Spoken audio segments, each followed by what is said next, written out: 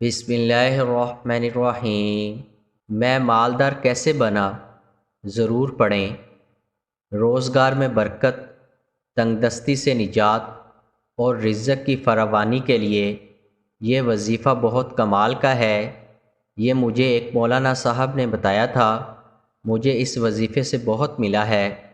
آپ بھی اس سے بھرپور فائدہ اٹھائیں اور دعاؤں میں یاد رکھیں۔ عمل یہ ہے: روزانہ 11 بار اول و آخر درود شریف اور 121 بار درج ذیل کلمات پڑھیں: یا علیمُ، یا حکیمُ، یا رؤوفُ، یا شافی، یا وہابُ۔ انشاءاللہ بہت فائدہ ہوگا۔